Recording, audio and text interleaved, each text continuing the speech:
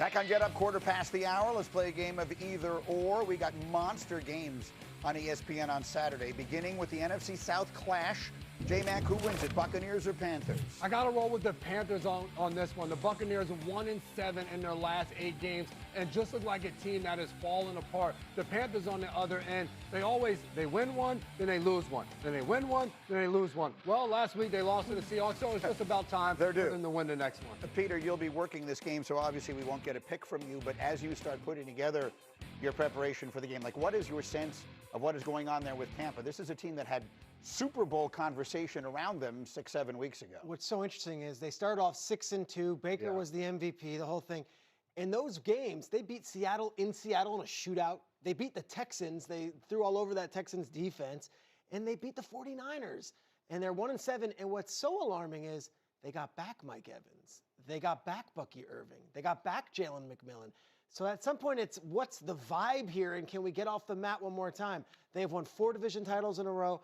I believe at home they will rally to do something positive here, but I can't give you my 100% confidence before being on the sidelines on Saturday that we're suddenly going to see the team that was 6-2 before the season, for the midway mark. And in a weird little codicil in the Faber College Constitution, if they win the game, they still have to sweat out a game on Sunday, right? Well, the irony is, if the Saints lose to the Falcons, the Panthers still go. And guess what? The Saints and Falcons are playing better football than the Buccaneers right now. That's Both of those teams are. That's so right. Maybe that's deservedly so. Maybe the Saints and Falcons should be playing. That should be for the division. Yeah. Take a vote for it. All right, let me go to the next one, Kmart, and that is the night game on Saturday, and that one has no codicil attached to it.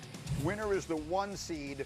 Loser falls to the wild card. Sam Darnold was in this same spot with a different team last year. What is your sense of this one, Kimberly Martin?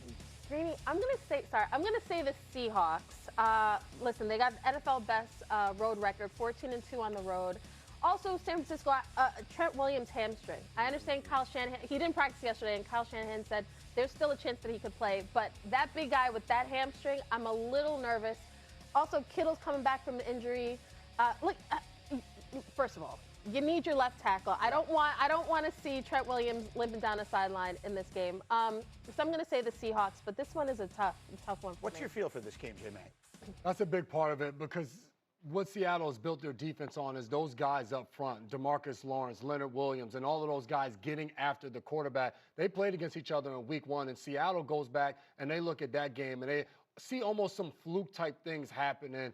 The tight end Tungus makes a catch where they're right there in position. They just can't get it done. Sam Darnold had a chance, drove them all the way down the field and turned the ball over right when they were knocking on the door to score. So I look at this Seattle team, and I'm picking them as well to win. And there's so many naysayers around Sam Darnold. And I know he hasn't always played his best football, but I look at the last few weeks and what he's been able to do in the fourth quarters where they've needed him most. That Rams game, it was ugly. And then Shaheed returns that punt, and then we see a different version of Sam Darnold. The Colts game, which I was in the stadium for, where they didn't play great on the offensive side of the ball. And then at the very end, 2 passes to Rashid Shaheed, gets them in field goal range, and they win that game. So I think if he can make some plays in the fourth quarter, it's a big if. I think that can be the thing that propels him. There's no quarterback playing better right now than Brock Purdy, and that's in the entire league. The last 2 weeks in must-win games in prime time, he has accounted for 10 touchdowns. 10 touchdowns. And 10 Dougies. And exactly, dancing up a storm. And they have an offense that is fully dialed in, and that's an offense that was without Kittle last week, was without Trent Williams after the first snap, without Brandon Ayuk the entire season. Purdy right now is playing better than Stafford. Purdy's playing better than Drake May, and that's a small sample size. But guess what? He's coming in with all the momentum, and they're home in this game. And as we've said all month long, you win this one, you're home the rest of the way. Do you think their defense can hold on long enough? Guess what? When they need to make the big play, we got a pick 6 on Monday night against the Colts, and they got a chance to stop Caleb Williams on that big play. But no, that is a struggling defense right now, but they've made the big play when they needed. The Sam Darnold of it all. I mean, you're saying he's playing fantastic football this season. However, he has to, in these moments, these are the moments where the old narrative, you get to squash it once and for all. I'm rooting for him. Of course. I'm rooting for him. I mean, you know. I'm happy for everybody, and I want to see him. My team's obviously not been in it for 15 years, so I'm just rooting for stories, but I'm rooting for him. I would like to see him once and for all sort of bury that He's in the playoffs. And go in. Yeah. Either way. But if he look, the Bears just scored 40 points against this team. He needs to play well on Saturday night. All right, last one. J-Mac, because we're calling it either or. Ooh. Who wins MVP, Drake May or Matthew Stafford? Drake May, Former baby. Patriot! Former Patriot! There's no bias in this. Okay. I just watch football. I'm watching Drake May week in and week out just put on incredible performances.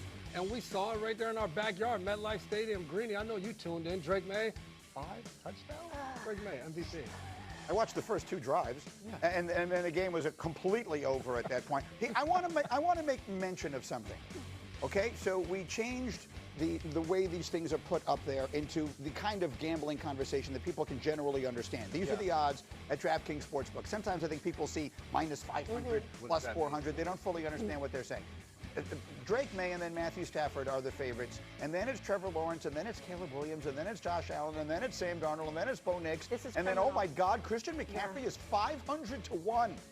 500 to 1 to win MVP, and I'm telling you right now, if he has a big game on Saturday night, in my opinion, he should be the MVP of the league. He's 500 to 1 to win that award. Narrative matters in MVP voting. I know you look at the odds and you say, well, DraftKings Sportsbook is going to decide it. DraftKings Sportsbook might have odds. It means nothing. It's so turbulent. You know that Matthew Stafford was minus 400 to be the MVP going into last Monday night's game, and then at halftime suddenly was the underdog to Drake May. That's how quick this changes. And this guy right here, McCaffrey, 2 primetime games the last 2 weeks, has been absolutely dominant. And he has another primetime game Saturday night. If he goes 1,000 and 1,000, and he needs about 110 receiving yards to do that, he will finish with his second 1,000 season. He will lead the league in all-purpose scrimmage yards, and he'll be the number 1 player on the number 1 seeded team. Narrative matters. This is not done by some algorithm or by stats. And as much as the Drake May fans are shouting and the Stafford fans are shouting, Drake May is going up against a beaten-down Dolphins team. Stafford's going up against a Cardinals team. No one is watching those games. Everyone is going to be watching Saturday night's game. And I love the fact that you said the story around it matters so much. And you look at this second-year quarterback for the New England Patriots who got his second head coach in his second year, a different offensive coordinator on a team that won 4 games in back-to-back years. And now this was the guy that was the number 3 pick, had concussions last year, didn't play in every single game.